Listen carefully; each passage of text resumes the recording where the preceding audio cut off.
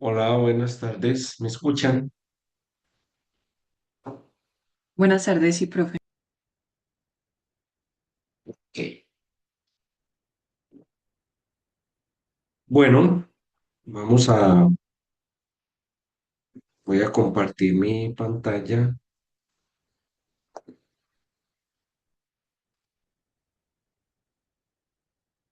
¿Están viendo mi pantalla? Sí, profe. Listo. Entonces,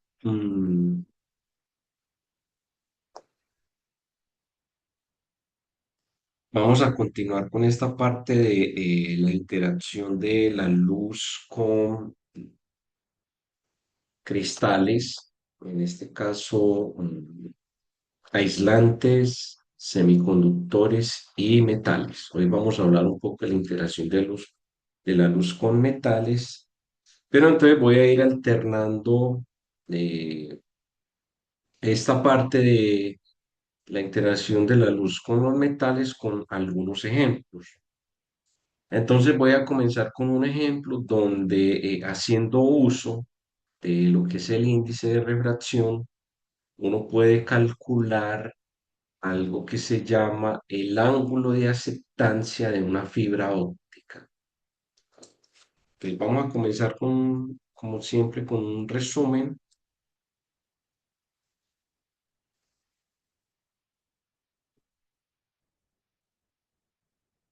Luego vamos a pasar a un ejemplo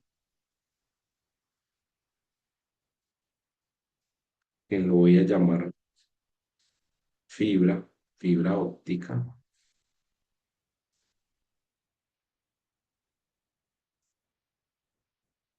Luego vamos a ver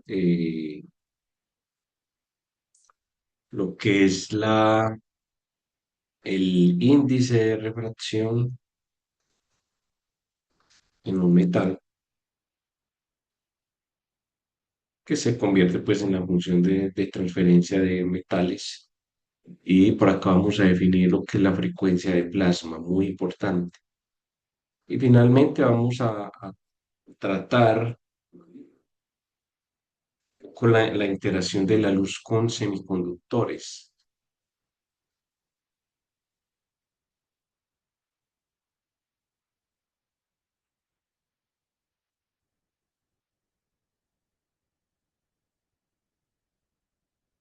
Eh, mm,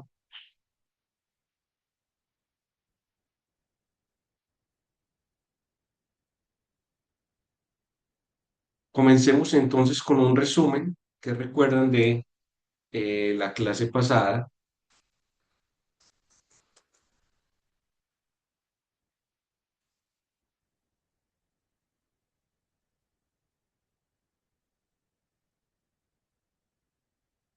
Resumen, palabras claves, algo que recuerden de la clase pasada. Escucho.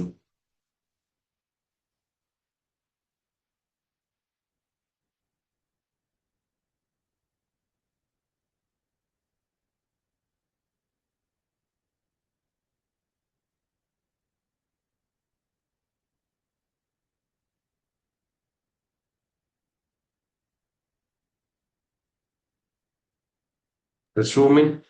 Profe, la relación de Gibbs, la fibra óptica como canal y la ecuación de propagación.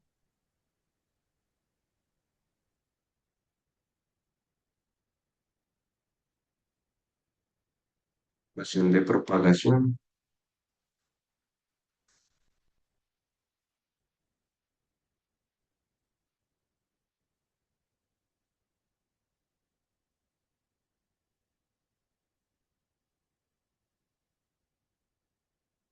La fibra óptica como canal. ¿Algo más? La relación de Gibbs la usamos para encontrar la ecuación de propagación. ¿Algo más que, que De recuerden? pronto, de pronto el índice de refracción. Índice de refracción.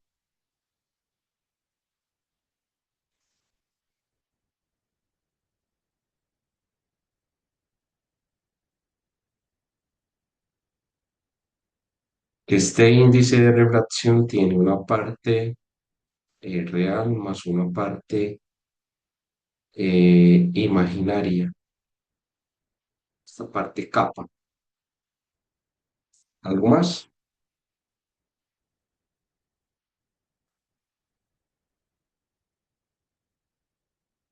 ¿Quién más recuerda lo que podamos escribir acá, resaltar del resumen de la clase pasada?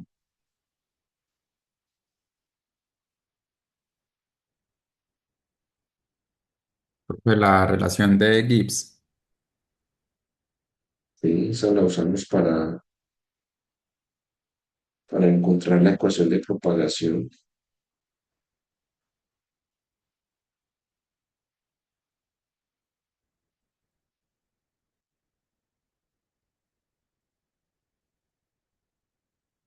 Más.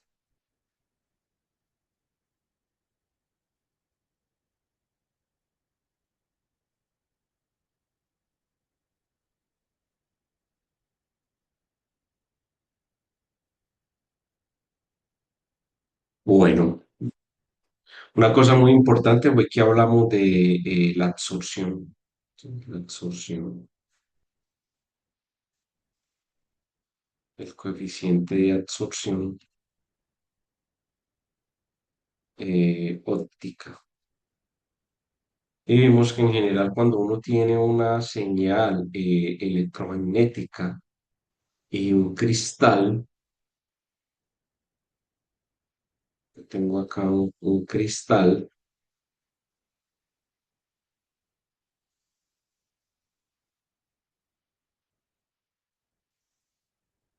entonces tanto el campo como la intensidad, cuando consideramos la solución de la ecuación de propagación, si yo tengo una onda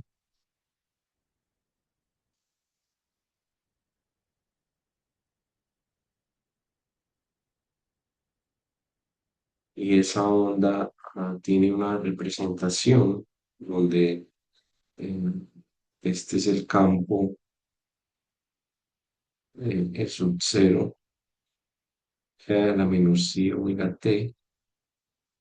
Bueno, entonces suponemos que la onda se está propagando en z, entonces sería e a la i kz menos omega t, y esto es, digamos, el tamaño, el espesor en ese caso de el cristal. Entonces el campo, cuando la onda, este sería el campo inicial, cuando la onda interactúa con el cristal, que el cristal puede tener una función de transferencia, en este caso, la parte imaginaria de la susceptibilidad, del índice de refracción, la permitividad, está asociada a alfa. Entonces vimos que el campo final, este que ustedes ven aquí, eso es súper importante, el campo de salida es el módulo cuadrado, es el módulo al cuadrado del campo incidente por e a la menos alfa z, ¿sí? Eh, entonces, esto lo que nos decía era que en general en los sistemas, cuando el material absorbe luz, el cristal absorbe luz, es el campo de salida, la onda que sale, tiene una intensidad más baja que la intensidad de la onda incidente. Y entonces en ese caso el medio como que es un medio que absorbe luz, pero puede pasar, en ese caso alfa es mayor que cero, puede pasar que alfa sea menor que cero y en ese caso el campo eléctrico de salida, la amplitud, es mayor que el campo, la amplitud del campo eléctrico incidente, y ahí podemos hablar de amplificación. Entonces el medio amplifica la señal óptica. Eso es una cosa supremamente importante. ¿Tienen alguna pregunta hasta acá para comenzar entonces con la clase del día de hoy?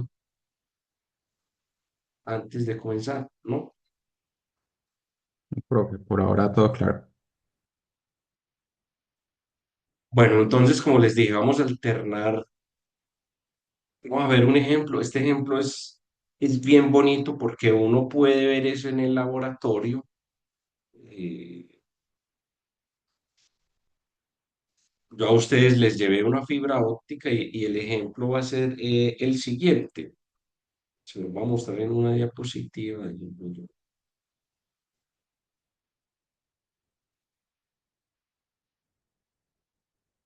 El ejemplo, pues, yo simplemente voy a poner a la apertura numérica, apertura numérica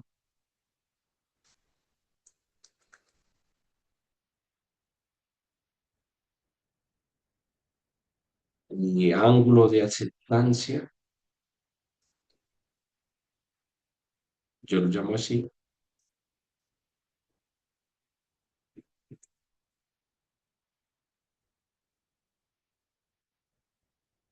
para una fibra óptica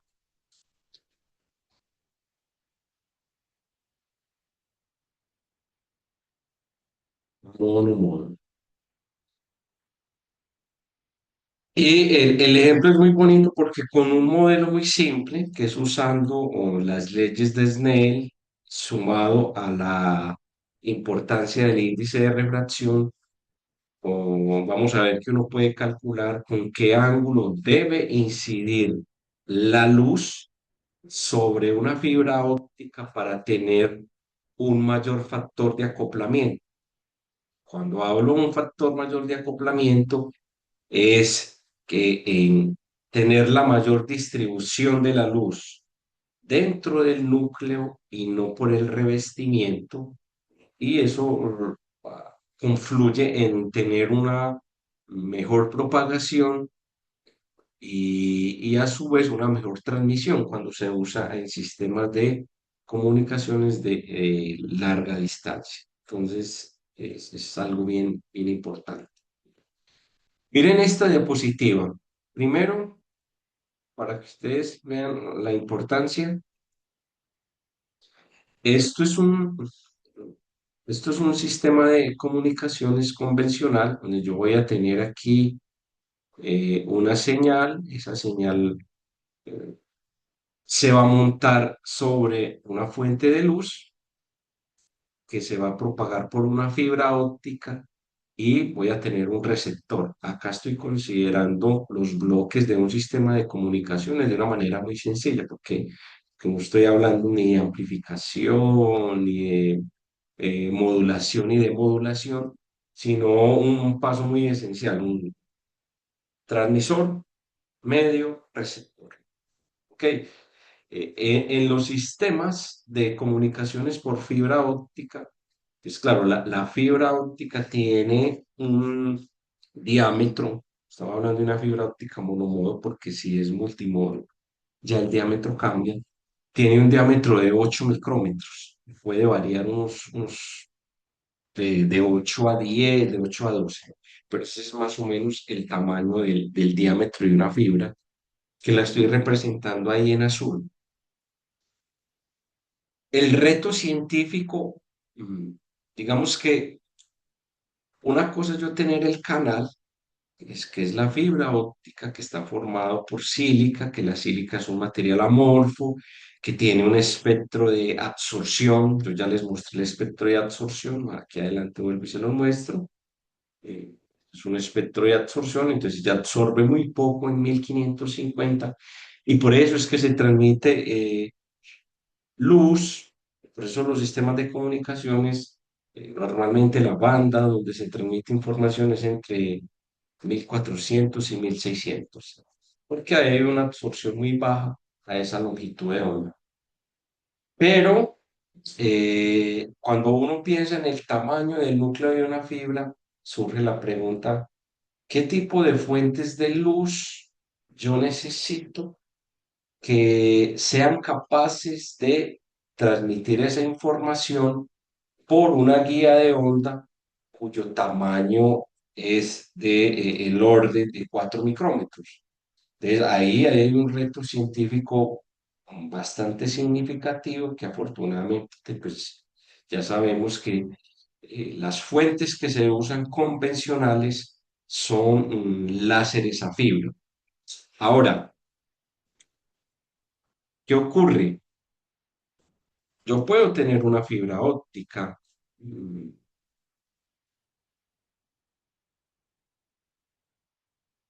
Esta fibra, ¿cierto? La voy a representar como una especie de dos cilindros.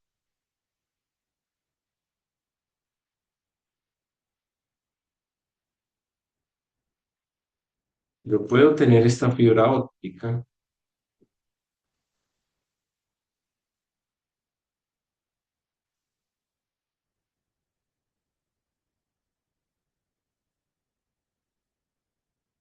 La parte punteada es, aquí está el núcleo, es, esta sería un pedacito de fibra óptica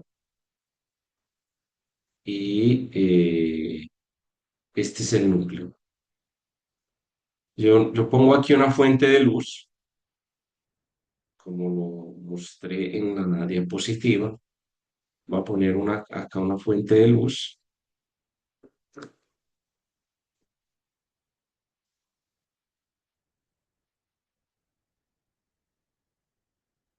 y las fibras tienen algunos conectores. Esos conectores tienen una geometría específica. Hay fibras cuyo conector es un conector plano, hay fibras cuyo conector es angulado y así sucesivamente. El conector es muy importante porque me permite a mí entender y acoplar lo más que se pueda la luz en la fibra. Aquí viene, esto es un láser, ya sabemos que es un láser.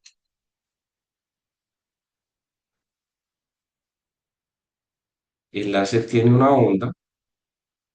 Entonces la pregunta que surge es, ¿cuál es el ángulo con el que debe incidir el, la luz? Mire que aquí hay un área grande, entonces yo puedo tener muchos rayos de luz sobre esa área, pero entonces, ¿cuál sería el ángulo con el que debe incidir la luz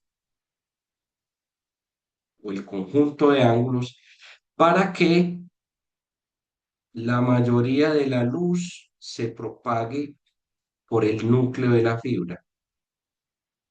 Por supuesto, van a haber ángulos donde, dependiendo del ángulo, lo que va a pasar es que cuando uno piensa en un modelo de rayos, viene, el rayo entra y una parte se va a salir para el revestimiento y esos son los ángulos que nosotros no queremos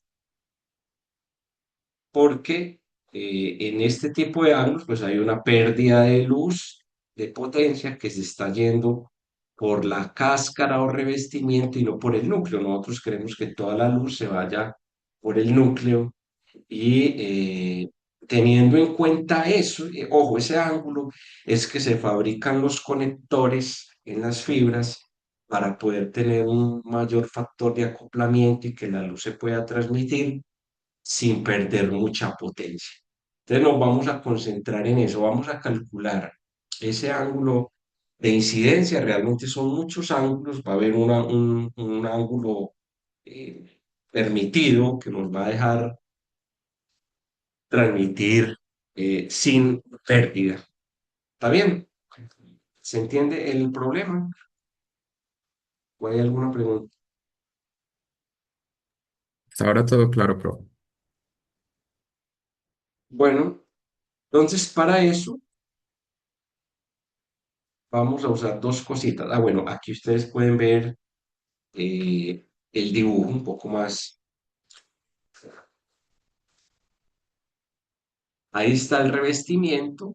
El núcleo tiene un índice de refracción N1 y el cladding o revestimiento tiene un índice de refracción N2.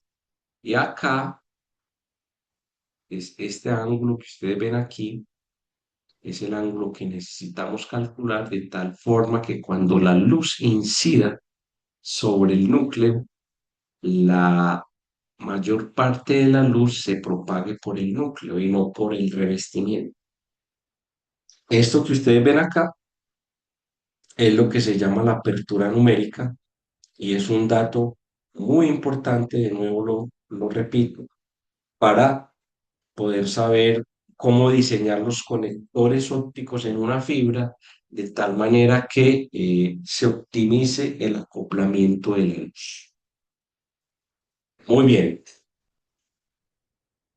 Para poder encontrar ese ángulo, vamos a hacer uso de las leyes de Snell, que son una consecuencia de la propagación de ondas electromagnéticas en medios cuyo índice de refracción es diferente. Recuerden que para nosotros el índice de refracción tiene dos componentes, una componente real y una componente imaginaria. La imaginaria está asociada a la absorción siempre y la parte real está asociada al cambio, a la fase o lo que genera el medio cuando la luz cambia de un medio para otro, que es efectos refractivos. Entonces, por ejemplo, la parte real del índice de refracción, el efecto sobre la luz se puede ver en esta imagen, donde yo tengo un láser incidiendo sobre un vidrio de cuarzo. Ustedes ven acá el vidrio de cuarzo, es este que hay aquí. ¿Sí lo ven? Sí, profe. Entonces, cuando la luz incide sobre ese vidrio de cuarzo, hay un rayo que se refleja y hay un rayo que se transmite. Y existe una relación, que es una relación que se encuentra utilizando las condiciones de frontera de los campos electromagnéticos, cuando uno soluciona las ecuaciones de Maxwell, y es que el ángulo de incidencia de la luz, aquí respecto a la normal, esa normal es una línea perpendicular al material. El ángulo de incidencia es igual a el ángulo de refracción, o sea, teta I es igual a teta sub R, y hay una relación entre el ángulo de refracción, que es este que ustedes ven acá, y el ángulo de incidencia. Y esa relación está mediada por el índice de refracción de cada medio. Entonces, vamos a hacer uso de la ley de Snell, que aquí está escrita de una manera muy simple, sin considerar efectos de la polarización, porque cuando uno considera efectos de la polarización, pues la expresión toma um, otro tipo de fórmula matemática. Entonces, vamos a hacer uso de estas dos cositas para calcular el ángulo de aceptancia o lo que se llama esa apertura numérica. ¿Ok? ¿Está bien?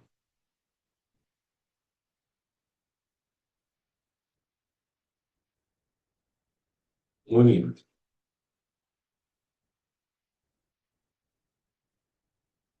Entonces, mire lo que voy a hacer. Voy a dibujar acá, permítame, yo dibujo acá grande, un núcleo de color rojo. Mira,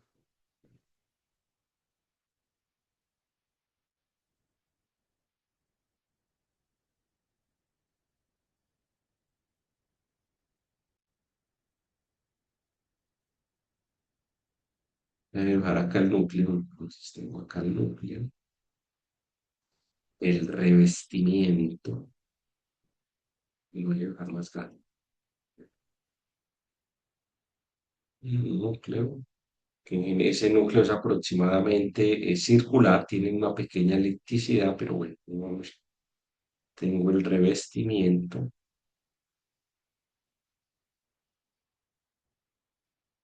y voy a trazar acá un pedacito de fibra. Venga hasta acá, viene hasta acá. Entonces voy a hacer esto.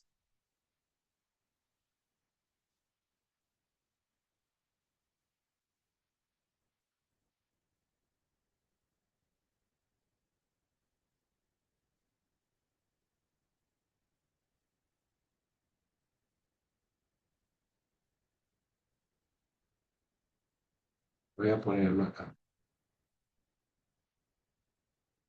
Mm,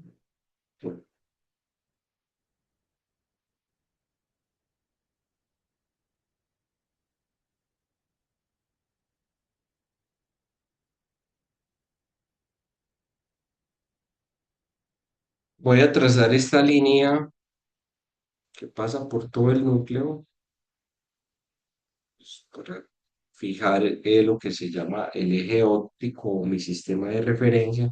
Entonces, mire que aquí esta fibra va a tener un índice de refracción. El núcleo va a tener un índice de refracción N1,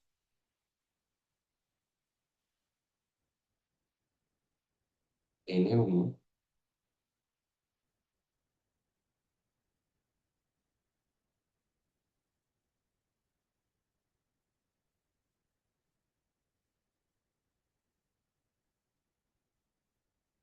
y el revestimiento va a tener un índice, voy a trazar estas líneas para acotar el núcleo también.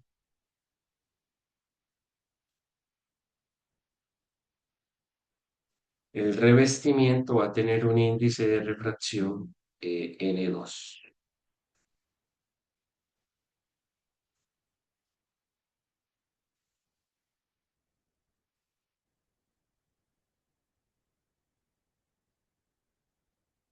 Entonces voy a considerar un rayo de luz incidiendo sobre el núcleo. Ese rayo está incidiendo acá. Aquí viene entonces, usted puede decir que este es el láser que está generando la luz.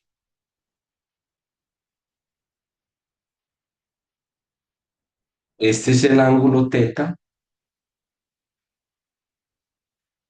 Entonces yo puedo aquí aplicar la ley de Snell y la primera ecuación que voy a aplicar acá, espero que todos estemos de acuerdo, si no me preguntan, es que la luz viene del aire, el aire tiene un índice de refracción, voy a llamarlo acá N sub A, ese N sub A vale 1, es el índice de refracción del aire, no hay ningún medio, no hay ningún cristal. Entonces, si yo aplico la ley de Snell para la parte de la refracción, aquí hay un rayo que se refracta, ¿no? Se refracta.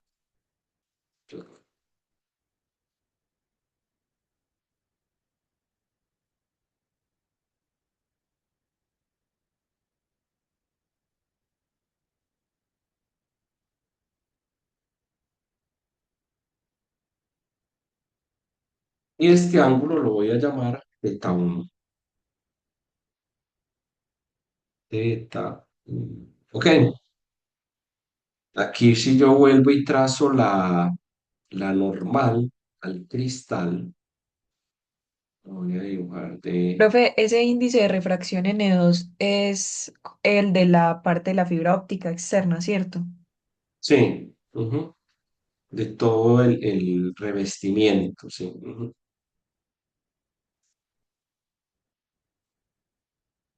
Aquí si yo vuelvo y trazo la normal, solo para que ustedes tengan una idea, bueno, aquí sería la normal, ¿sí?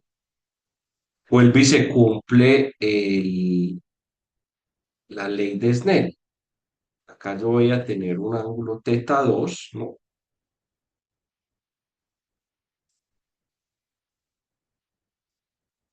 Un ángulo teta 2 y pues de nuevo hay un ángulo que se refleja, un ángulo que se refleja aquí con con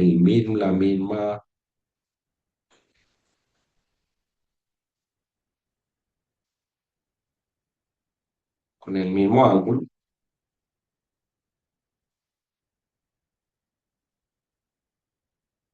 Este vuelve y me da teta 2 y hay un ángulo que se refracta, que es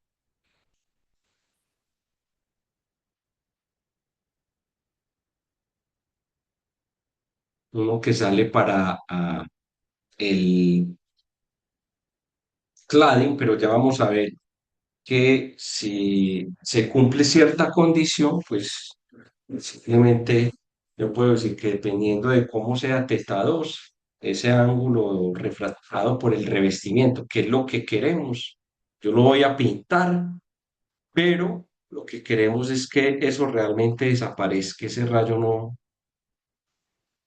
se dé, ¿cierto?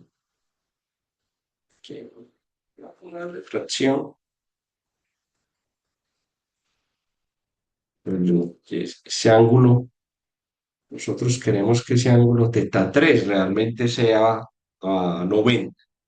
¿Sí? Para que toda la luz solamente se propague por reflexión. Entonces, mire cómo voy a aplicar aquí la ley recuerden que esto es N2, ¿cómo voy a encontrar ese angulito teta? Esto es N2 y esto es N1, todo es N1, todo el núcleo. ¿Vamos bien hasta ahí o hay alguna pregunta? Voy a empezar aquí con la parte matemática de la ley de Snell. Hasta ahí todo bien, profe.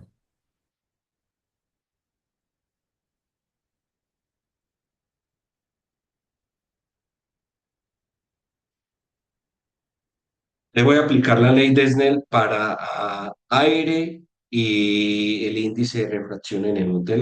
Lo primero es la primera ecuación.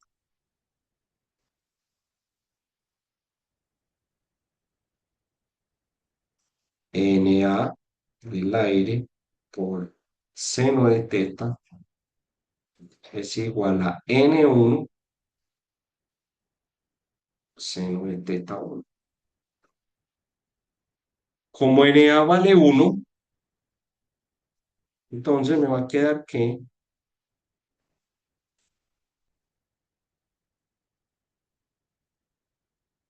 seno de teta es N1 seno de teta 1. O sea que si yo conozco seno de teta 1, pues yo ya podría conocer seno de teta, dado que los índices de refracción de una fibra convencional monomodo, voy a escribirlo acá, por ejemplo, el índice de refracción del núcleo es 1,448 y del revestimiento es 1,44. 1, la parte, aquí estamos hablando pues, de la parte real. Son muy próximos, pero aún así, a pesar de que son tan próximos, esa diferencia tan pequeña es lo que permite confinar la luz por todo el núcleo, siempre y cuando el ángulo de incidencia esté dentro de la apertura numérica, que es lo que vamos a calcular. Entonces, si yo conozco seno de teta 1, pues ya conozco seno de teta y le voy a aplicar aquí la ley de Snell para esta región de acá.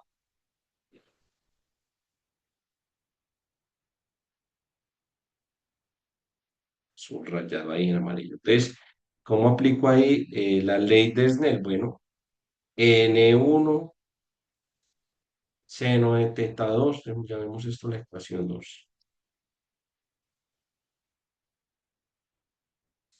Y voy a llamar esto la ecuación 3. Me queda N1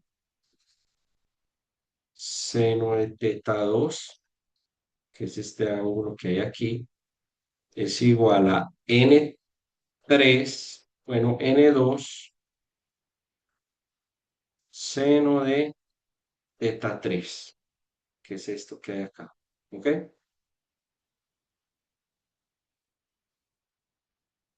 Pero como yo quiero que toda la luz esté confinada en el núcleo, para que eso ocurra, el seno de teta 3 tiene que ser 1, es decir, el ángulo entre teta 3 y la normal tiene que ser 90.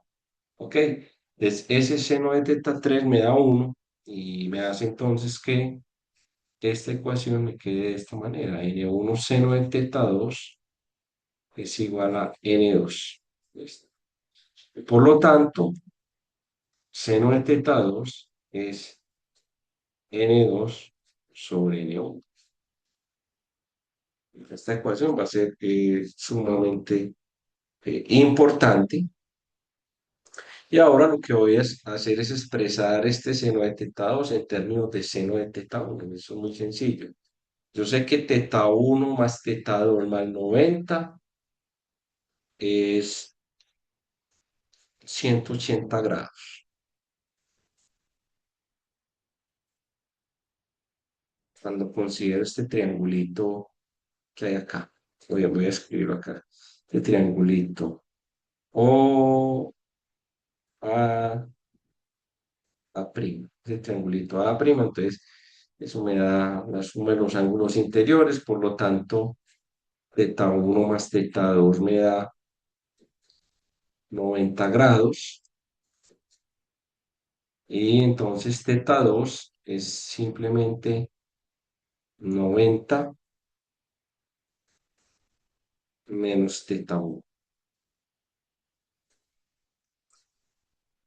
Entonces, si yo sustituyo ahí, voy a tener que seno de teta, seno de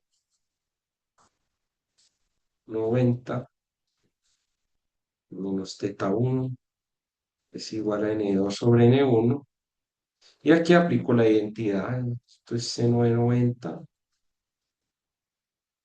por el coseno de teta 1 menos coseno de 90 por el seno de teta 1, y eso es n2 sobre n1. Esto me da 0, el seno de 90 me da 1, y tengo entonces que el coseno de teta 1 es n2 sobre n1. Y entonces para ya encontrar el seno de teta 1, simplemente aplico la relación trigonométrica coseno cuadrado de teta 1 más seno cuadrado de teta 1. Esto es 1. Y aquí ya puedo despejar. Entonces el coseno cuadrado de teta 1, seno cuadrado de teta 1 es 1 menos, ¿cierto? Seno cuadrado de teta 1 es 1 menos n2 al cuadrado sobre n1 al cuadrado. ¿Sí? O sea, seno cuadrado de teta 1 es n1 cuadrado menos n2 al cuadrado sobre n1 al cuadrado. Eso es. Listo, y entonces el seno de teta 1 me da la raíz de n1 al cuadrado menos n2 al cuadrado sobre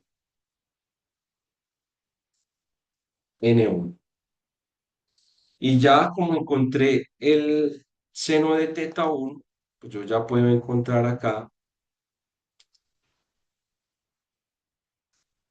el valor de teta. Entonces, n1 por seno de teta 1 es seno de teta. Seno de teta es n1 seno de teta 1. Por lo tanto, seno de teta es la raíz de n1 al cuadrado menos n2 al cuadrado. Esto es lo que llamamos la apertura numérica. Si yo sustituyo el valor de esos dos índices de refracción, ¿cuánto me da eso cuando sustituyo esos dos valores?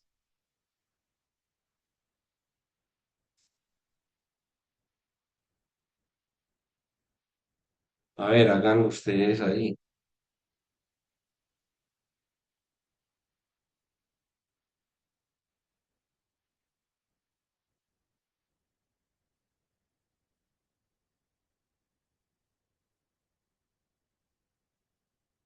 Si sustituyo estos valores de N1 y N2. Profe, da 0.108 Pero el aproximadamente. ángulo, el ángulo. Ah, bueno, o sea, hacer Hay el que seno sacar seno inverso. inverso.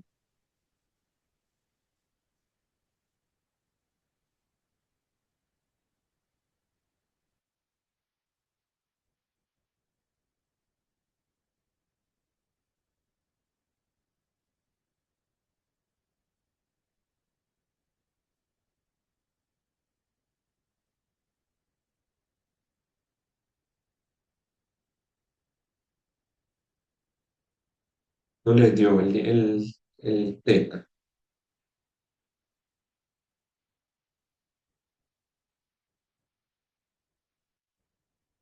6.17.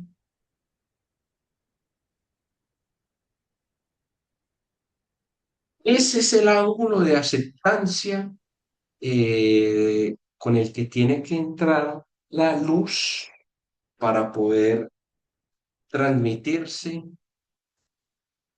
a lo largo de la fibra óptica sin tener pérdida por el revestimiento. Bueno, ¿qué ocurre? Todos los ángulos que sean mayores a ese, si la luz tiene un ángulo mayor a 6.17, parte de la luz se va a propagar por el núcleo, pero hay una parte que también se va a salir eh, por el revestimiento. Entonces, todos los ángulos menores a 6.17 van a cumplir esa condición de que se van a propagar por el núcleo. ¿Sí? Entonces, esto es lo que se llama, por eso se llama apertura numérica, porque todos esos angulitos que están dentro de este conito, que ustedes ven acá, que vuelve y me da teta, todos los que están por dentro de ese conito, todos los ángulos, van a permitir que la luz se propague por el núcleo de la fibra óptica. Todos los que están por fuera de ese cono, pues una parte se va a propagar por la fibra óptica, por el núcleo y otra parte por el revestimiento. ¿Listo? ¿Alguna inquietud con esto? Bueno,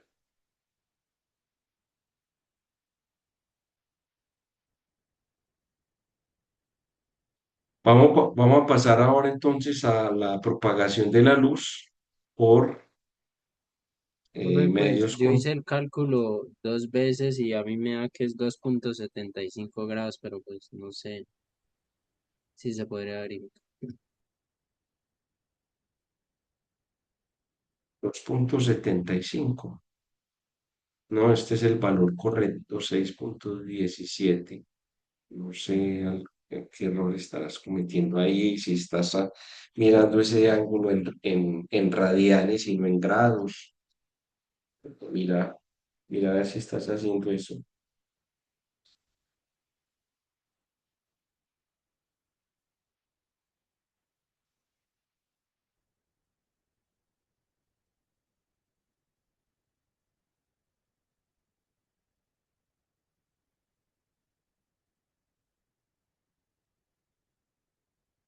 Bueno, vámonos a la parte de propagación de la luz en medios conductores.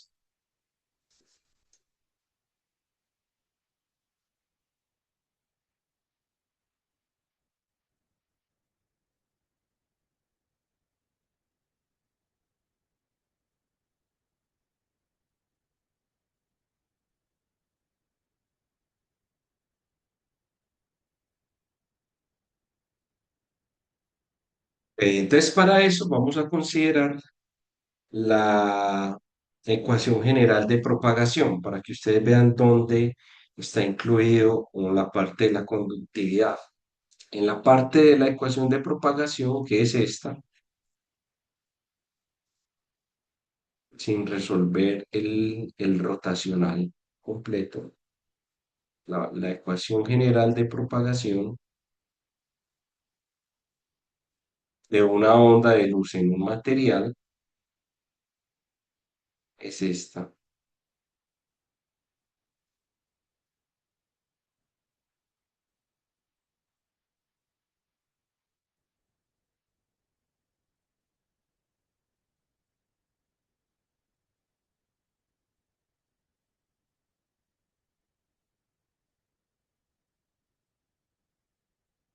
Esta es la ecuación general de la propagación de una onda de luz en un medio material. El lado izquierdo representa una onda, el lado derecho representa una fuente.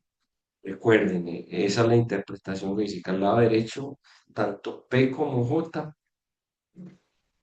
son los responsables de generar las fuentes, en ese caso, que me generan las ondas electromagnéticas.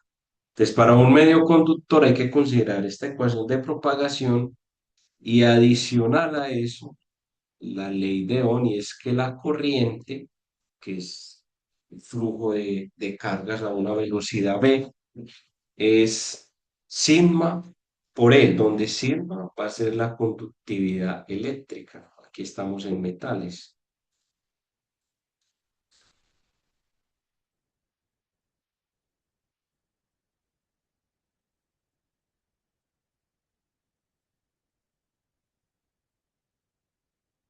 Vamos a hacer el mismo tratamiento que hicimos para el caso de aislantes, lo vamos a hacer para el caso de conductores. ¿Qué va a variar acá? Que en lugar de considerar la parte en P, yo voy a asumir que la parte en P es cero y el único término que va a contribuir es J. De resto, el tratamiento es exactamente igual a como lo hicimos para el caso de materiales dieléctricos. ¿Cuál es el tratamiento? Yo un metal,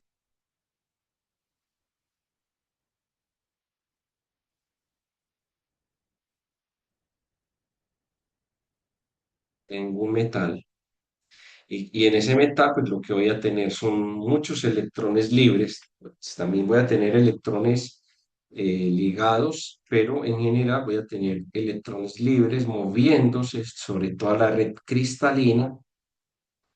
Y claro, esos electrones, cuando yo tengo una onda electromagnética, pues van a sentir ese campo también. Vea, suponer que tengo una onda electromagnética incidiendo sobre el metal y ese campo eléctrico se puede escribir de esta forma.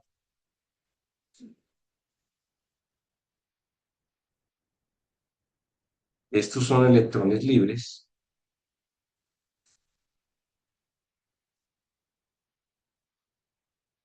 Cuando estábamos en el caso de dieléctrico, los electrones que considerábamos como en un dieléctrico, los electrones libres son mm, muy pocos. La mayoría de los electrones están ligados a los iones. Entonces, la dinámica cambia. Entonces, la luz interactúa con los electrones libres y voy a tener una salida que puede ser la misma longitud de onda o podría ser otra longitud de onda atenuada, es decir, el metal puede absorber o simplemente no hay salida y el metal refleja todas las ondas. Muchos de los espejos altamente reflectivos que se usan en los laboratorios de alta precisión, por ejemplo, o en interferometría o en experimentos y satélites, esos espejos tienen un recubrimiento de determinado tipo de metal, bien sea oro, plata y en algunos casos aluminio, pero en general los espejos altamente reflectivos son diseñados con metales. Uno de los experimentos Hay muchos, pero la manera como se detectaron las ondas gravitacionales que hace uso de un equipo, de un montaje experimental muy usado por muchos físicos, que es un interferómetro. Esos interferómetros usan algo que se llama beam splitter, usan espejos, y esos espejos tienen que ser altamente reflectivos. Entonces, en ese experimento para detectar ondas gravitacionales, que fue una predicción de la teoría general de la relatividad, de las cosas más extraordinarias que le ha podido pasar a la ciencia. Ese experimento donde se tenían que detectar señales del orden de 10 a la menos 18 metros, que es una cosa muy pequeña, extremadamente pequeña. Imagínense si nosotros en este curso hablamos de nanómetros, donde la escala en nanómetros es de 10 a la menos 9 metros, o hablamos de átomos o parámetros de red que es del orden de Armstrong, 10 a la menos 10 metros. Imagínese usted diseñar un experimento donde tenga que detectar variaciones en la longitud de 10 a la menos 18 metros. Entonces, son experimentos altamente pensados con una instrumentación óptica y electrónica de punta, y ahí se usan espejos altamente reflectivos. ¿Por qué les hablé de eso? Porque muchos de los metales reflejan a determinadas frecuencias. Entonces, el oro, por ejemplo, es altamente reflectivo en infrarrojo y en algunas longitudes de onda, la plata también, y nos pueden servir como espejos. Ellos absorben muy poco, no transmiten nada, pero reflejan mucho la luz. ¿Ok? ¿Está bien? Muy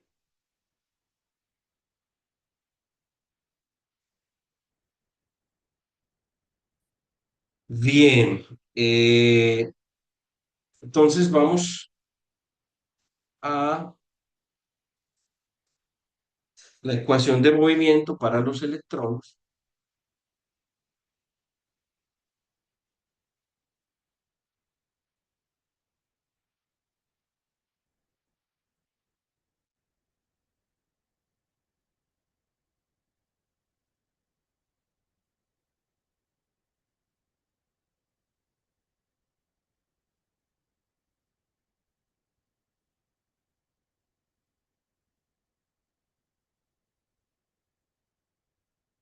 Y primero vamos a asumir que tenemos un campo eléctrico estacionario, ¿no?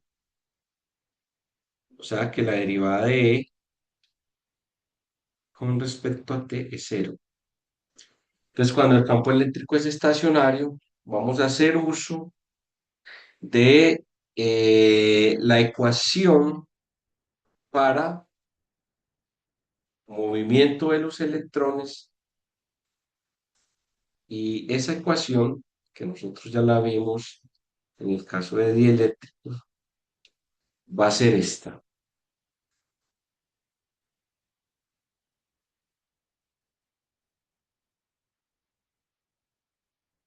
Esto es la segunda ley de Newton. Fuerza es igual a masa por aceleración. Esto es un término de amortiguamiento, donde aquí V va a ser la velocidad del electrón,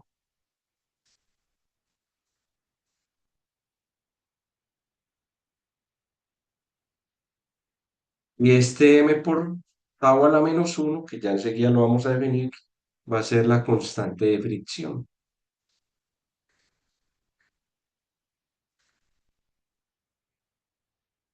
Entonces, esa va a ser la ecuación de movimiento para el caso de,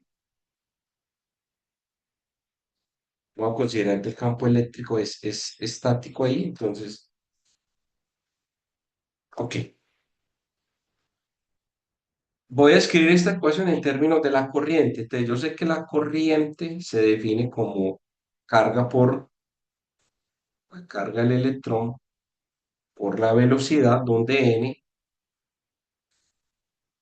es el número de electrones por unidad de volumen.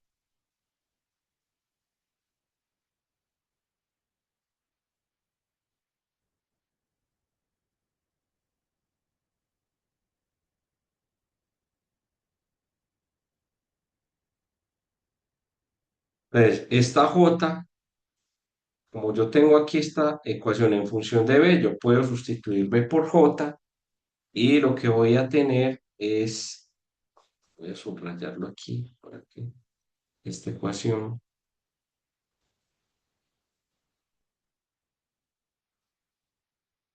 en rojo para el caso de los electrones.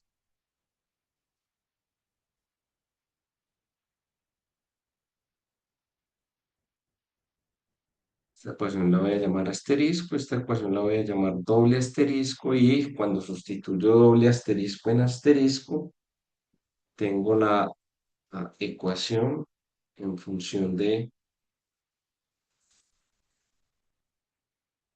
J.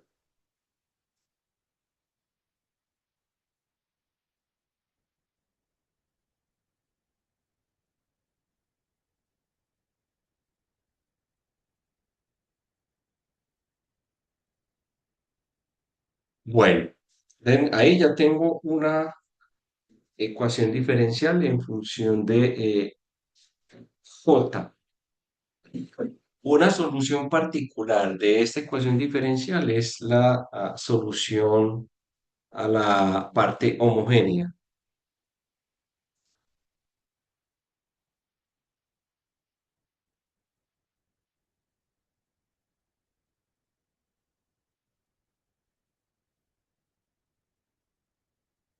La parte homogénea de esta ecuación diferencial es igualar a cero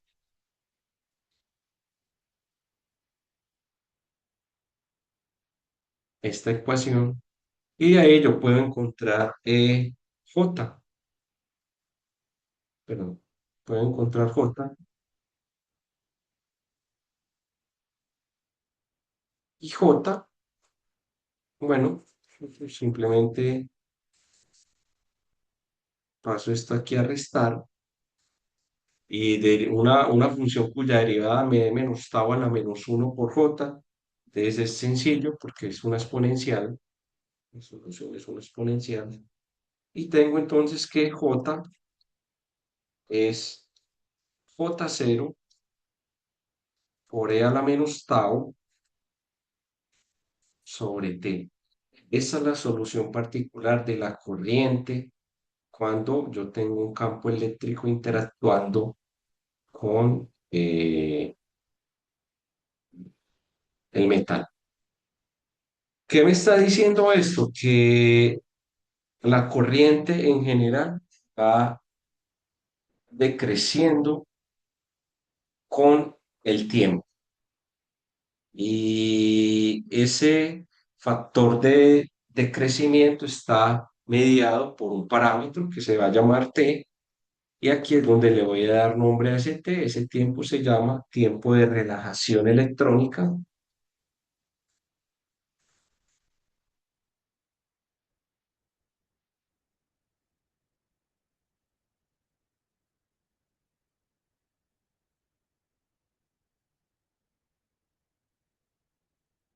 tiempo de relajación electrónica,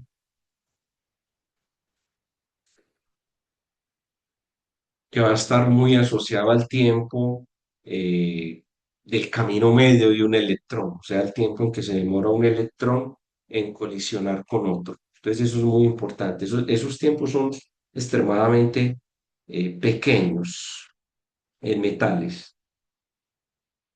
Bueno, ahora sí, para un campo eléctrico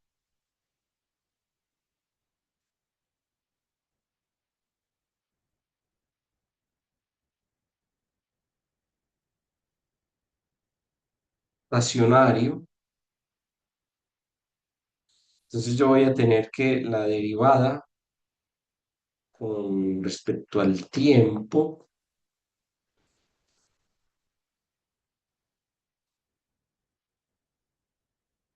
es igual a cero Y si uno usa esta ecuación, entonces J es sigma por E, suponiendo que la corriente no depende del tiempo, entonces también voy a tener que la derivada de J con respecto al tiempo es cero.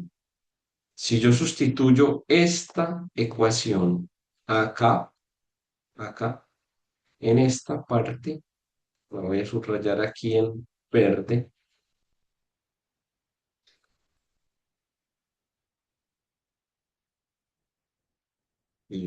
esa derivada me da cero, entonces sustituyo ahí, voy a tener entonces que tau a la menos uno,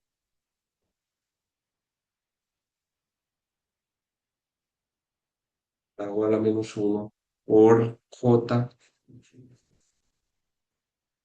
es igual a N, E al cuadrado, sobre M, por el campo eléctrico. Y de ahí tengo entonces que J,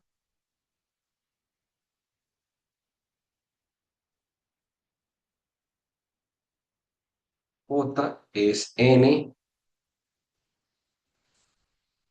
E al cuadrado, M, que es la masa de los electrones, ese tiempo de relajación por el campo. Como sigma es, J es sigma por J, J es sigma por E,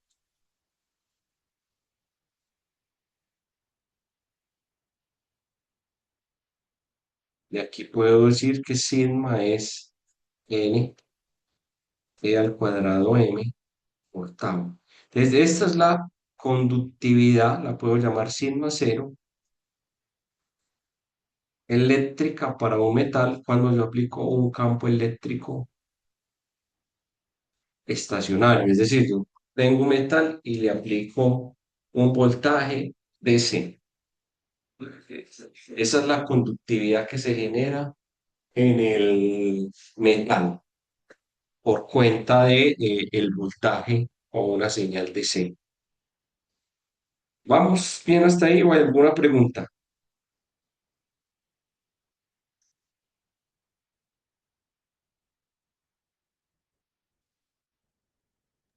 Profe, disculpe, ¿me puede repetir a qué, pues, qué es lo que significa la última ecuación?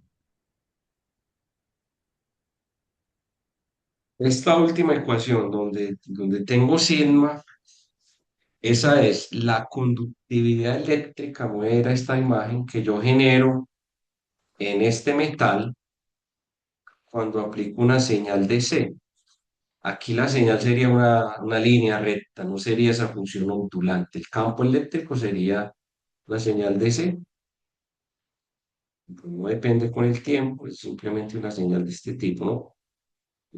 Entonces yo aplico una señal de este tipo y el resultado, cuando los electrones sienten esa señal, pues me está generando esta conductividad que depende mucho de este tiempo de relajación y ese tiempo de relajación va a depender mucho del camino medio, que es el camino que recorre un electrón sin colisionar con otro electrón.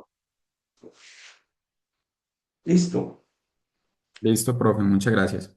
Bueno, ahora vamos a, vamos a asumir una dependencia armónica en el campo eléctrico. Ya no tengo una señal de C, sino esta figura roja que ustedes ven aquí, una dependencia armónica.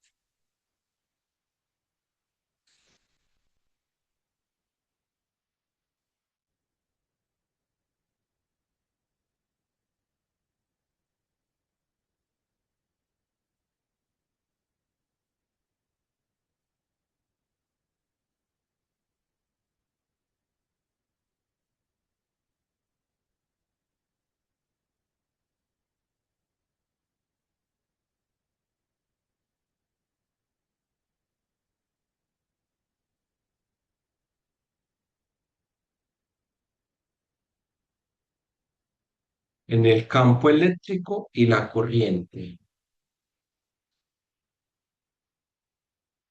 Bueno, entonces esa dependencia armónica es E es igual a eso, 0,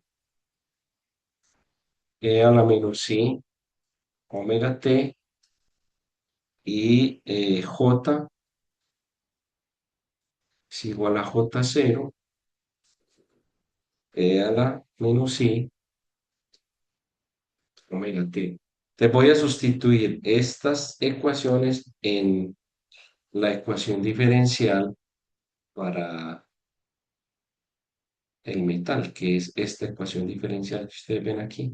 Voy a sustituir esas dos ecuaciones en la ecuación verde.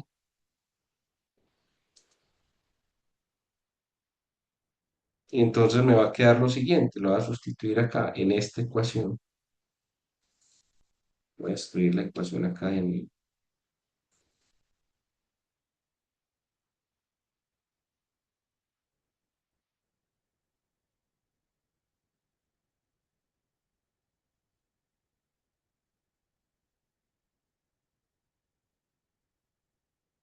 Voy a sustituir ahí, entonces me queda cuando derivo aquí J, me va a quedar simplemente menos I. Recuerden que I es la unidad imaginaria, más tau a la menos 1, J, y aquí queda N, E al cuadrado sobre M por el campo eléctrico. ¿Está bien?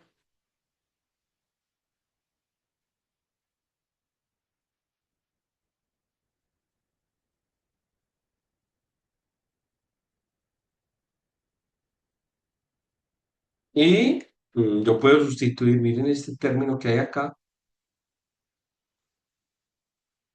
Nosotros ya encontramos esta conductividad aquí. Este término que hay acá, yo puedo sustituir ese término por n al cuadrado sobre m por sigma tau a la menos 1. Voy a hacer eso.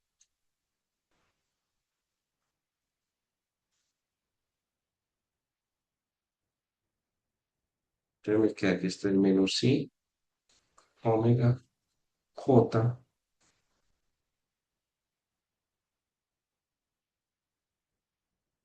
más tau a la menos 1 j es igual a sigma tau a la menos 1 por el campo eléctrico. Entonces, de aquí saco como factor común j, ese j me da entonces tau a la menos 1 menos i omega, y bueno, esto es sigma cero a la menos 1 por e. Aquí ya lo paso a dividir,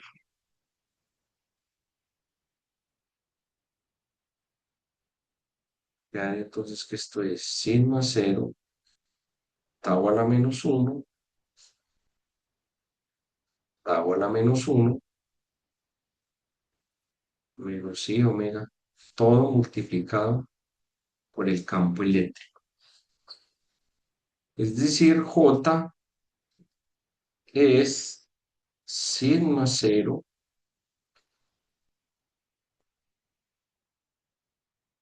sigma cero 1 menos i omega tau por e. Entonces, esto que hay acá va a pasar a ser sigma, porque j es sigma por e.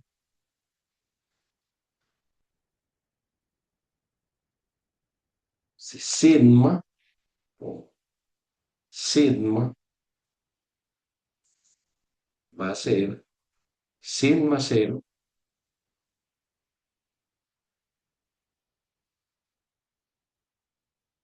1 menos i omega t. Entonces, mire una cosa bien interesante a la que llegamos acá. La conductividad depende de la frecuencia en ese caso. Y tiene parte real y parte imaginaria. Eso La parte real, si yo multiplico esto por el complejo conjugado, voy a tener que esto es 1 menos i omega tau por 1 menos i omega tau sobre, perdón, uno más i omega tau. Y entonces voy a desacoplar la parte real y la parte imaginaria.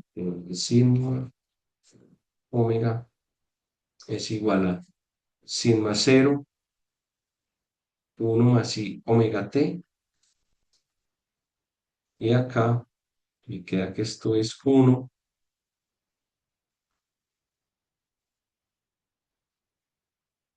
más omega cuadrado t al cuadrado. Y entonces de acá voy a tener que la conductividad tiene una parte real, sigma 0 sobre 1 más omega al cuadrado t al cuadrado más una parte imaginaria. Súper importante esto.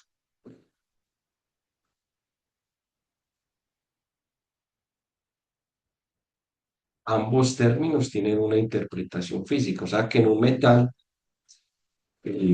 cuando yo ilumino metal con luz, dependiendo de la frecuencia, yo puedo sintonizar la conductividad eléctrica. Miren qué tan importante es eso. ¿Ok?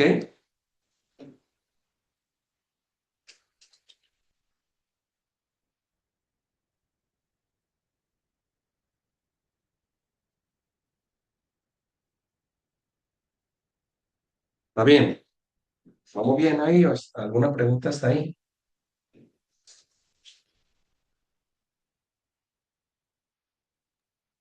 Ahí vamos bien, profe. Bueno, bueno, es claro que esa conductividad, si omega es cero, en el caso de un campo estático, si omega es cero, pues la conductividad es simplemente sigma cero, que es la conductividad eléctrica que se induce debido a una señal de C, a una diferencia potencial constante. Ustedes pueden sustituir ahí omega igual a cero, entonces la conductividad es simplemente sigma cero. Pero ya cuando omega depende de la frecuencia, entonces ya aparecen dos términos y esos dos términos dependen de la frecuencia. Ok, ahora vamos a encontrar el índice de refracción, el coeficiente de absorción, N y kappa, que es súper importante.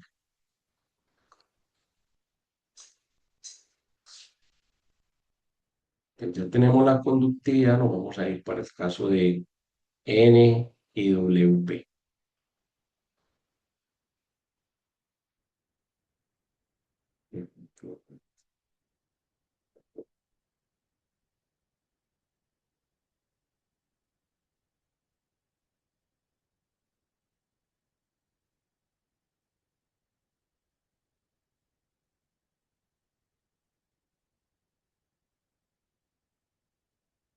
Entonces, utilizando la ecuación de propagación,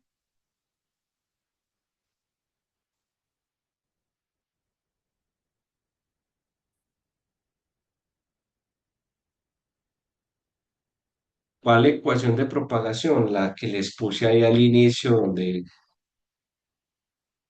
sin considerar la parte de la polarizabilidad, esta ecuación de propagación.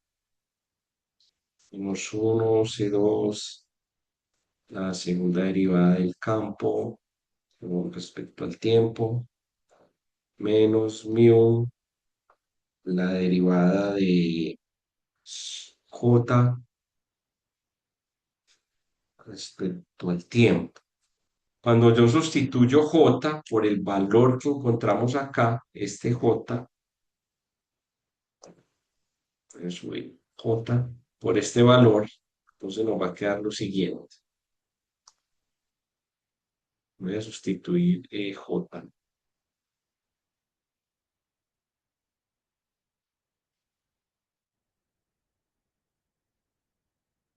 Voy a tener que el laplaciano de E es 1 sobre C al cuadrado, ahí multipliqué por menos la segunda derivada de E respecto a T, y aquí me va a quedar más mu 0, 100 más 0, 1 menos I omega tau, que es el tiempo de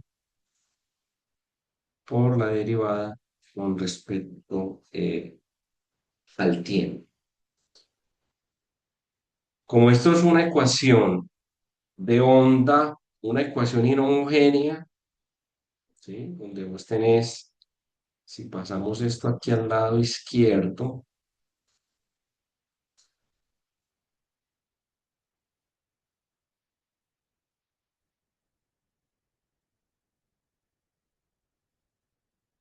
entonces miren que el lado izquierdo es una ecuación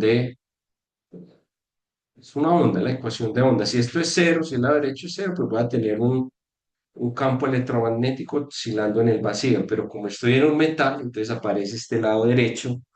Entonces, una solución simple para esto, que se puede verificar, ustedes lo pueden como ejercicio, les voy a poner acá, es esta, es E a la I, H, Z, menos omega T,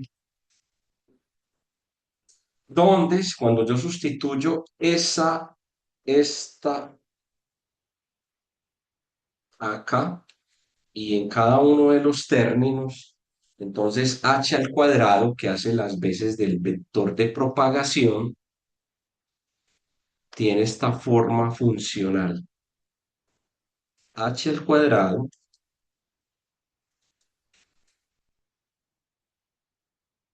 es omega al cuadrado, c al cuadrado, más y veces omega mu 0, sigma 0, sobre 1 menos i omega t. Por favor, hacer esto como un ejercicio. Lo voy a poner acá. Ejercicio. Si tienen alguna inquietud, por favor me pregunten. Ejercicio. De sustituir el campo E en la ecuación, y una vez que lo sustituyan, pues se tiene que cumplir esa igualdad, y esa igualdad se cumple si H tiene esa dependencia. ¿Ok?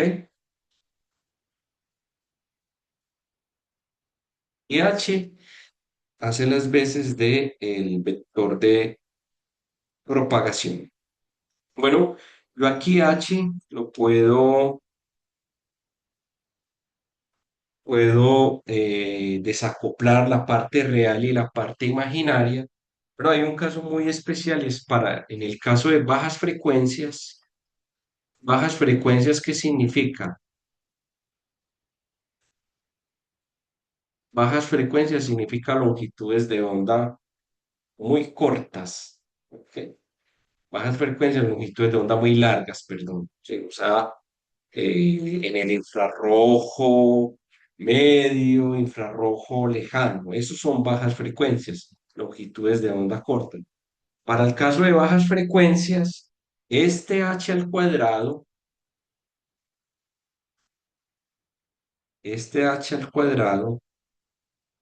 es aproximadamente i omega mu sub 0 sigma. Mire, bajas frecuencias.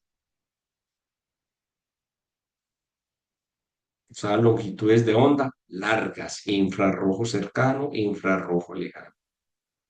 Esas son bajas frecuencias, ¿sí? Entonces, para el caso de bajas frecuencias, SH toma esos valores, SH al cuadrado toma esos valores que ustedes ven ahí,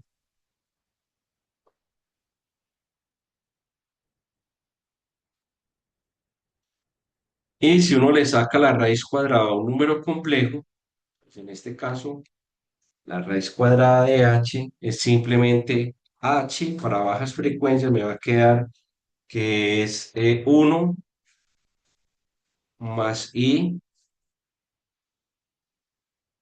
la raíz cuadrada de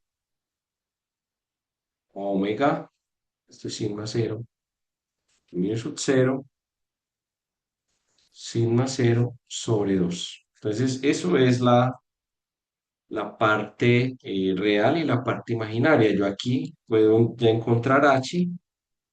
Esto es simplemente la raíz de omega mu sub cero sigma cero sobre 2 más y veces la raíz de omega mu sub cero sigma cero sobre 2. Entonces, esto es muy importante porque para el caso de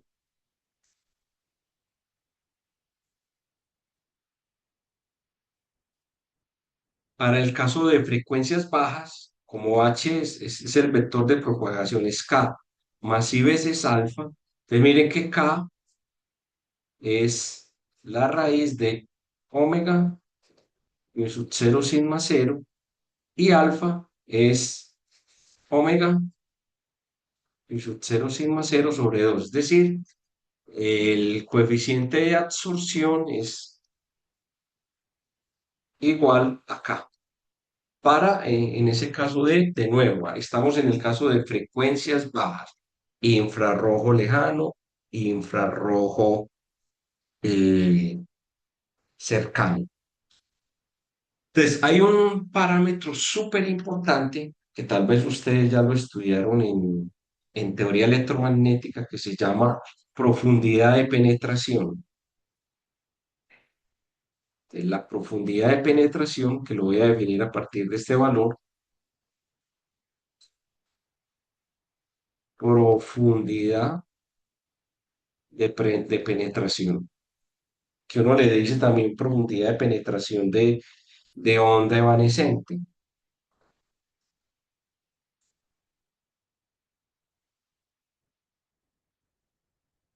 Yo lo voy a poner así, onda evanescente. Profundidad de penetración de onda evanescente. Entonces, esa profundidad de penetración que es delta, vamos a llamar delta, es la distancia que penetra la onda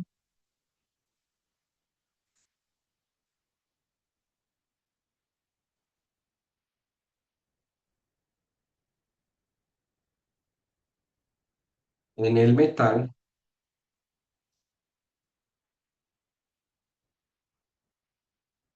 tal que su valor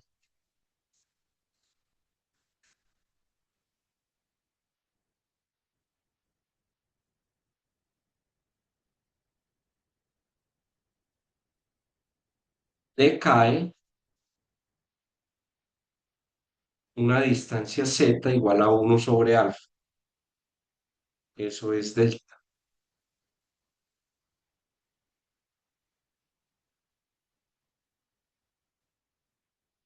Y el decaimiento es de la forma e a la menos 1.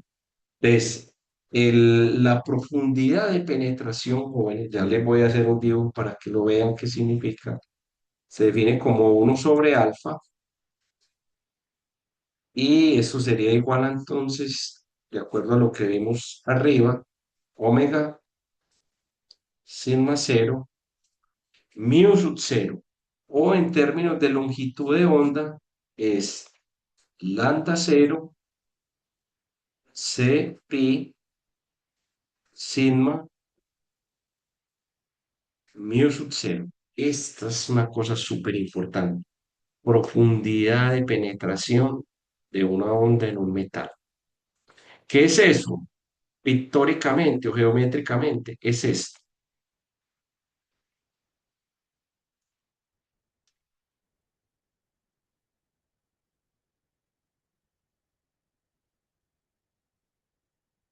¿Ustedes han escuchado ese término o no? Es muy parecido al efecto skin. ¿Lo han escuchado, no? Sí, la profundidad piel. Eso. ¿Qué es? ¿Mm? ¿Cómo lo vieron en el electromagnetismo? Se tiene aquí el metal y hay una parte de la onda que penetra el metal. Es claro que mientras más pequeña sea esa distancia, pues el material es más reflectivo, ¿no? Que la onda no penetra casi.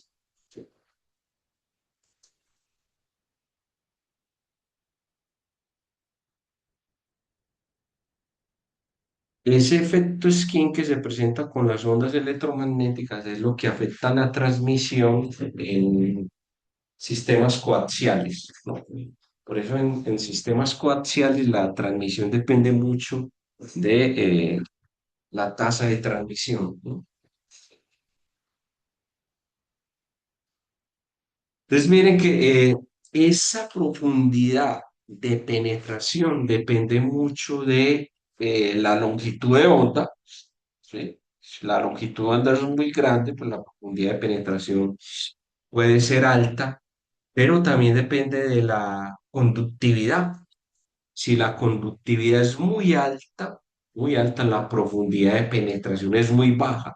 Por eso es que los metales son altamente reflectivos en longitudes de onda del infrarrojo cercano, infrarrojo medio y en algunos casos en el visible, porque esa profundidad de penetración, si la conductividad es muy alta,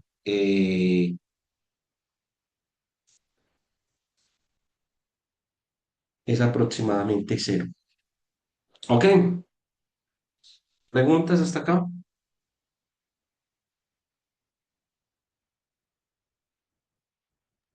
Profe, en la profundidad de penetración, escrita en términos de la longitud de onda, en el denominador es C, la constante C. Sí, la ¿Por velocidad de qué? la luz. Sí, Ah, ok. porque recuerde que hay una relación entre lambda y la frecuencia. Lambda por nu es la velocidad de la luz. Entonces, si yo multiplico aquí, ¿cierto? 2pi por lambda por nu, esto me da 2pi por c y 2pi por nu me da omega. Y me queda que esto es 2pi sobre c. Y entonces ya puedo escribir omega en términos de lambda cero.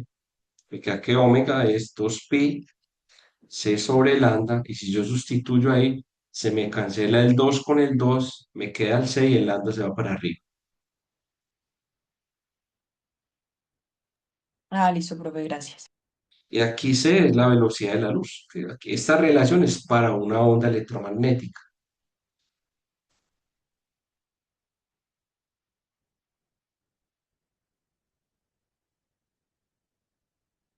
Muy bien.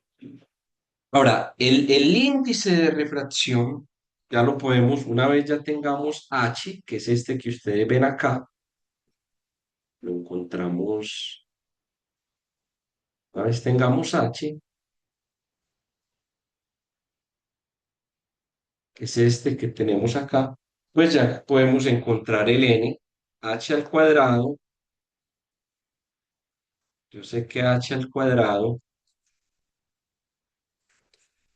es omega al cuadrado, es una relación que tenemos genérica.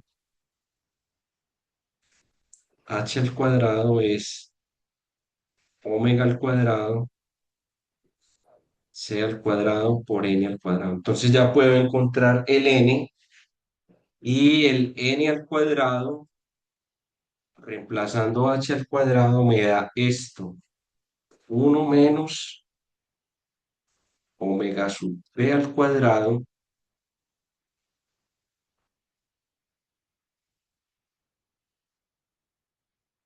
sobre omega al cuadrado más i veces omega por tau a la menos 1. Y aquí esa omega sub b, voy a subrayar esto en rojo,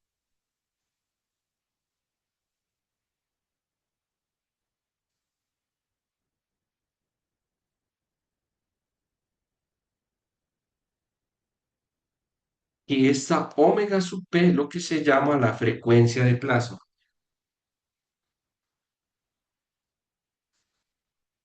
La frecuencia de plasma va a ser la raíz de n al cuadrado m epsilon cero.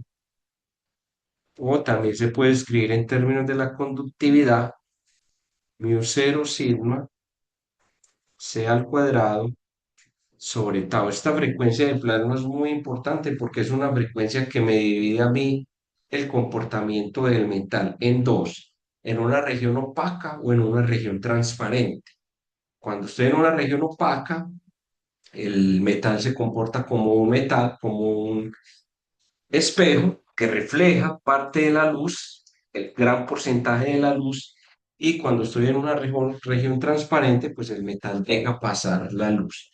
Entonces, esa frecuencia de resonancia, que en este caso es una frecuencia de plasma, es muy importante. Una de las aplicaciones, yo les hablé en una de las clases, que se hace hoy en día con metales, es lo que se llama resonancia plasmónica distribuida y superficial. Los metales tienen una frecuencia de plasmónica donde tienen una alta absorción, y eso se usa mucho para terapias y para detección de cáncer y otras enfermedades. Entonces dopan una sustancia con nanopartículas de oro. Esas nanopartículas de oro tienen una alta frecuencia de plasma, excitan esa frecuencia de plasma. Como esa frecuencia de plasma es tan alta, eso se convierte en un efecto térmico, y el efecto térmico puede quemar las células cancerígenas. ¿Está bien? Muy bien. Entonces, miren, eh, si uno, como el N tiene parte real,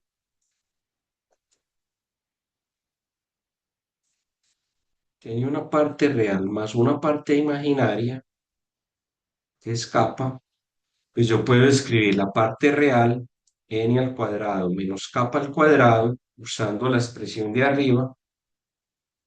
Puedo escribirlo de esta manera,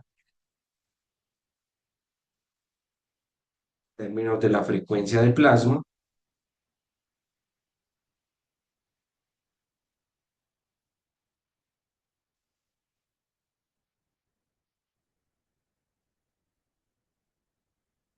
y esta otra ecuación que sale de elevar al cuadrado. Y con estas dos ecuaciones yo puedo encontrar la parte real y la parte imaginaria del índice de refracción. Esta es otra tarea que les queda pendiente. Encontrar N y P en función de la frecuencia de resonancia, en función de la frecuencia plasmónica, quién es N y quién es kappa, en función de omega, tau y omega sub P. ¿Ok?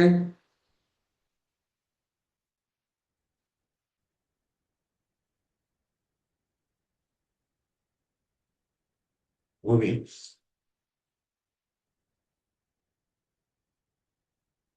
En general, entonces, para finalizar esta parte metálica, una curva que ilustra el comportamiento de la parte real y la parte imaginaria de un metal es esta. Aquí yo tengo 0, yo tengo 1, y por acá está la frecuencia de plasma. Entonces, la parte imaginaria de un metal tiene este comportamiento. Voy a pintar en verde.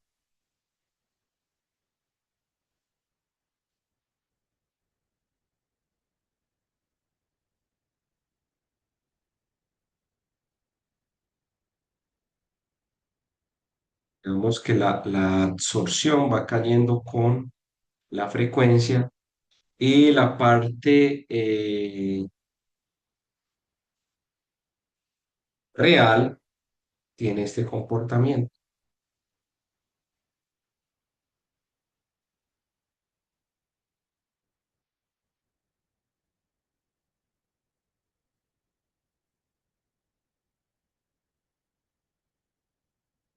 más o menos así. Esto es N y esto es K. Entonces, claro, cuando la frecuencia es muy grande, como la absorción es muy baja, el metal se comporta como un medio transparente. Pero ustedes pueden ver que para frecuencias por debajo de la frecuencia de plasma, o sea, frecuencias bajas, la absorción es muy baja, entonces el metal se comporta como un espejo en esta región, para frecuencias por debajo de la frecuencia de plasma. Cuando la frecuencia es mayor a la frecuencia de plasma, el metal se comporta como un medio transparente porque la absorción es muy baja. Aquí es la región de transparencia. Entonces, mire que uno con estos jóvenes puede diseñar dispositivos. Y aquí es la región de reflectancia o opaca por debajo de la frecuencia de plasma. Eso es sumamente importante porque permite a uno diseñar dispositivos en tanto que transmitan como que reflejen. Bien, vamos a pasar, usando ya esta parte de metales y de aislantes, a lo que son los coeficientes de transmisión y de reflexión.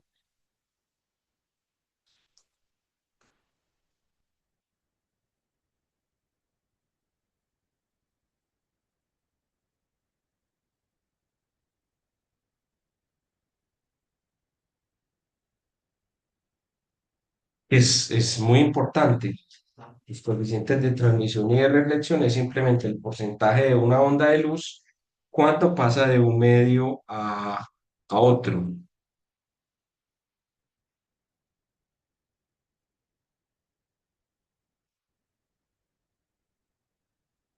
Entonces, ¿qué es eso?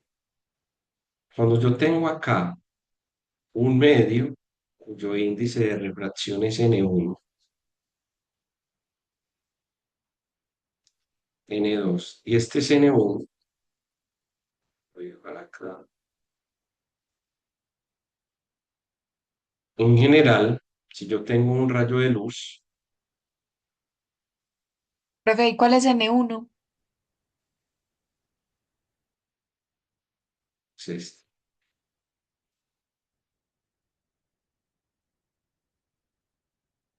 En general, si yo tengo una onda de luz incidiendo, pues que esa onda de luz va a tener,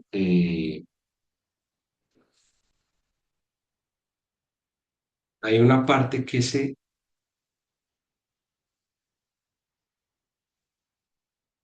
transmite y otra parte que se refleja.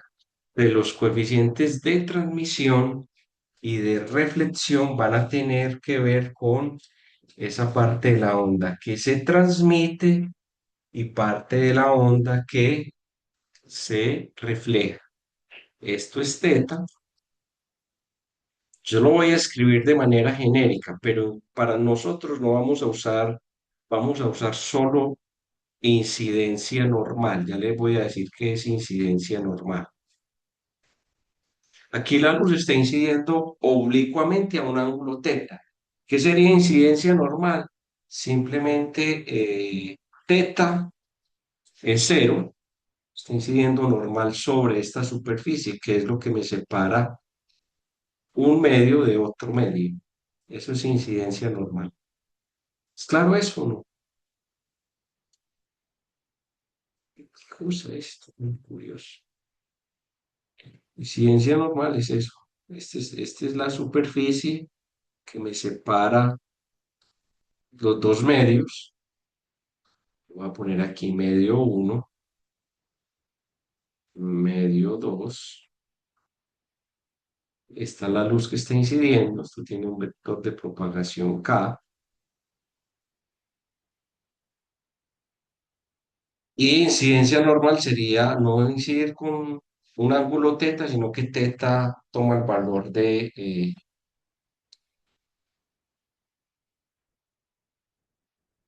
0 grados respecto a la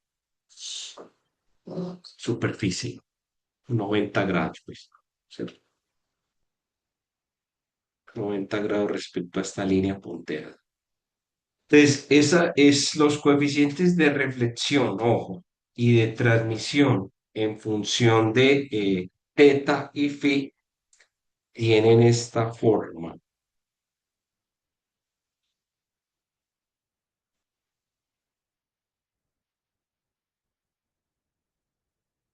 ¿Qué pasó aquí? Porque esto se me cambió de A. Tienen esta forma. Para una onda polarizada tipo RSUS, lo voy a escribir genérico y como les digo, después vamos a usar solo.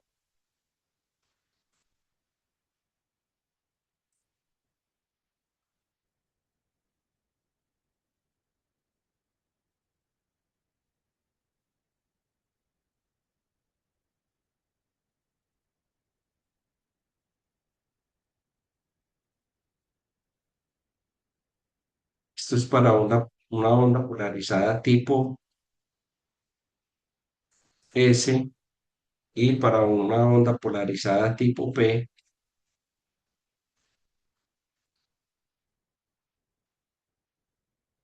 va a ser menos N coseno de teta más coseno de phi sobre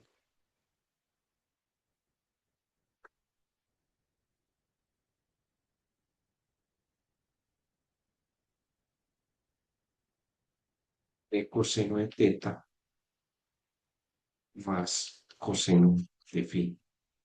Esos son los coeficientes de reflexión para una onda tipo N y para una onda tipo P. Para incidencia normal, que es lo que vamos a usar nosotros en los ejercicios, yo no le voy a poner con incidencia oblicua. Para incidencia normal, ¿verdad? Que lo voy a poner grande. Incidencia normal en un cristal. R sub S es igual a R sub P. Y simplemente eso va a quedar el término para el coeficiente de transmisión y de reflexión, lo pueden escribir de esta manera. O si sustituyo el n, es simple n menos i capa sobre 1 más n más i capa. Y el coeficiente de reflectividad es el módulo de eso, módulo al cuadrado. ¿Ok?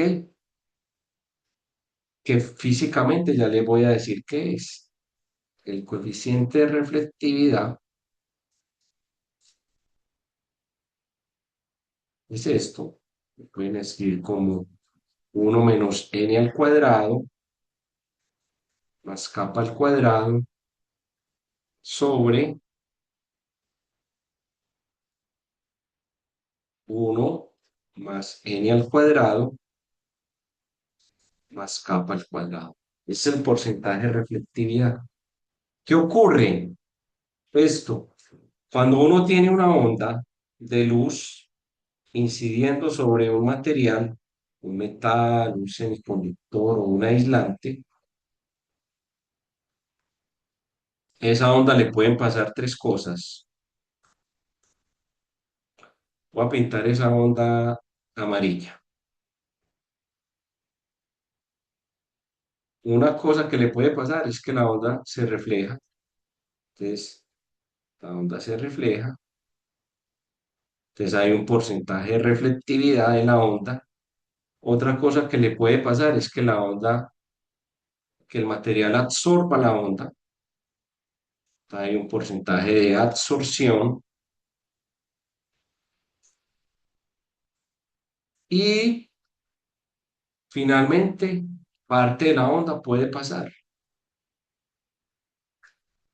Entonces hay un porcentaje de tramitancia. ¿Qué ocurre? Por conservación de la energía, siempre se debe cumplir que el porcentaje de tramitancia más el porcentaje de reflectividad más el porcentaje de absorción tiene que ser el 100%.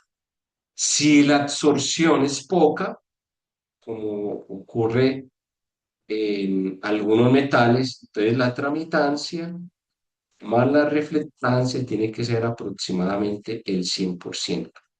O sea que si yo conozco la reflectividad, el porcentaje de reflectividad, pues yo puedo conocer qué tanto se transmite de la onda en mi cristal, bien sea metal o semiconductor o aislante. ¿Ok? ¿Preguntas hasta acá? ¿Dudas? ¿No?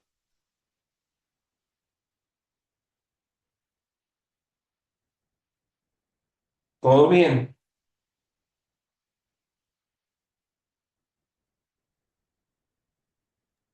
Todo claro, profe.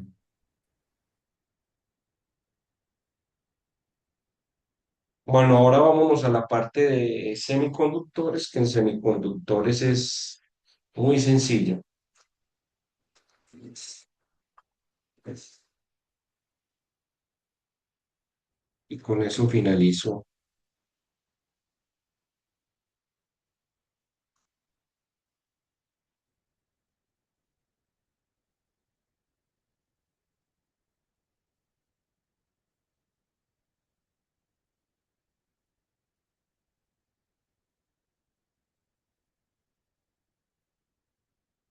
Bueno, ¿cómo es la absorción de la luz en semiconductores? En semiconductores, como nosotros ya lo hemos visto, tenemos dos tipos de semiconductores, unos semiconductores de gate directo y unos semiconductores de gate indirecto.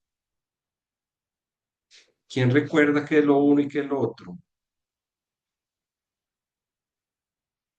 Si esta es la energía y acá está la relación de dispersión, mira aquí la relación de dispersión, K,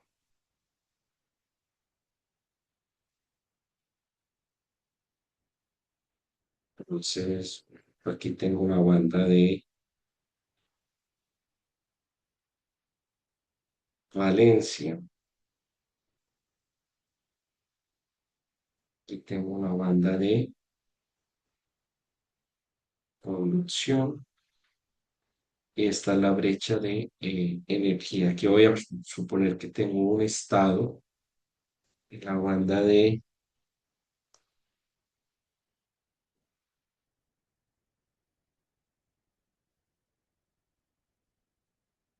valencia, aquí voy a tener un estado en la... Entonces, este es el estado final, este es el estado inicial y esta es la brecha de energía.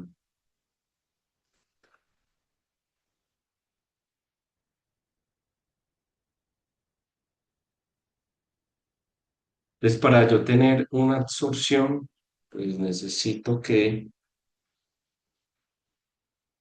si tengo una onda de luz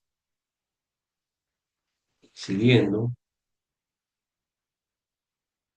entonces, claro, la energía de esta onda de luz tiene que superar la brecha para poder llevar mi electrón de la banda de conducción a la banda de valencia. Entonces, normalmente la energía final es la energía inicial más la energía del fotón. ¿Sí?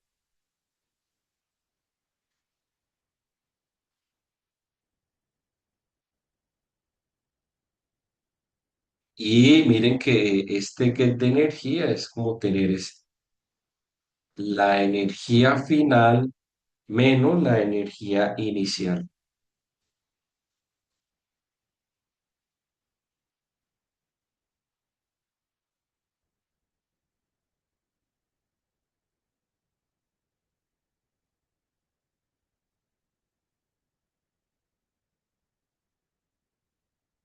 Siempre se debe cumplir que la energía del fotón debe ser mayor que la brecha de energía. Ojo pues, jóvenes. Entonces existen algunos modelos donde la absorción, ojo, con eso finalizo, la absorción en semiconductores es proporcional a la energía del fotón menos E sub G. Es un modelo que se usa mucho, modelo, y es un modelo que sirve para encontrar la brecha el get de energía de un semiconductor, un modelo muy simple. Uno como, a partir de un experimento, ¿cómo puede encontrar el get de un semiconductor?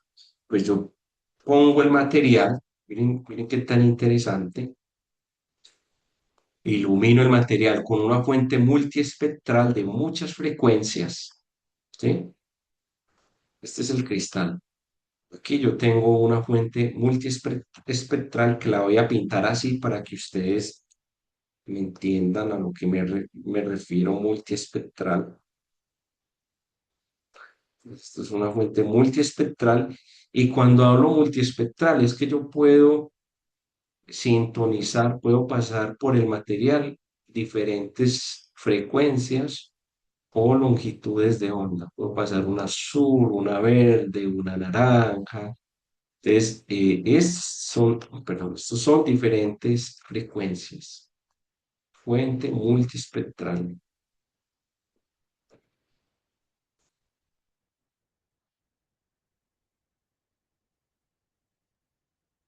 Acá están saliendo cualquier fuente es. Entonces, esto es un omega 1, omega 2, omega 3, omega 4, cualquiera. Y aquí está el cristal, el que estudiamos en el curso del estado sólido. Entonces, el cristal va a absorber, dependiendo de las frecuencias de resonancia, algunas longitudes de onda. Entonces, yo puedo hacer un gráfico, ojo, yo puedo hacer un gráfico de la absorción al cuadrado en función de la energía del fotón. Y miren que esto que hay aquí es una línea recta. Si uno calcula la intersección de esa línea recta, pues podría en principio calcular E sub G. Sería alfa 2,1, H omega 1, hacer una tabla. Y así es como en muchos experimentos se calcula el get de un material, H omega 2 y así sucesivamente. Alfa 3 cuadrado, H omega 3 y así. Si uno tiene, ¿por qué? Porque alfa cuadrado, como es proporcional, es A H omega menos E sub G. Esto es una función lineal en la frecuencia, ¿sí ven? Entonces uno puede encontrar, a través de la linealización de esta ecuación, puede encontrar la pendiente y el intercepto. Y con eso encuentra la brecha de el semiconductor. Bien, con esto finalizo el curso. Les agradezco mucho a todos por su atención prestada durante el semestre, eh, sobre todo los que asistieron a las clases presenciales y a los que por alguna razón que no podían asistir se conectaban virtualmente. El día miércoles yo voy a hacer un taller, pero igual las asesorías el martes están en pie. El jueves también, el miércoles nos reunimos para solucionar dudas y yo proponer algunos ejercicios. Y el examen final sería el día viernes. ¿Ok? Entonces quedemos sincronizados con esos horarios. Martes asesorías, miércoles resolución de dudas y taller, en el horario de clase virtual por facilidad y viernes examen final. ¿Listo? Listo, profe. Muchas gracias a usted. Y los Profe, de muchas virtual gracias. quedaron para el día del sábado, ¿verdad? ¿Cómo? Los de virtual lo presentarían el día sábado, sí. Listo, profe, gracias. Bueno, hasta luego. Hasta Hasta luego, luego. Profe, profe, que muchas esté muy Profe, gracias, que bien. esté muy muchas bien. gracias. Sí, bueno. Gracias, profe.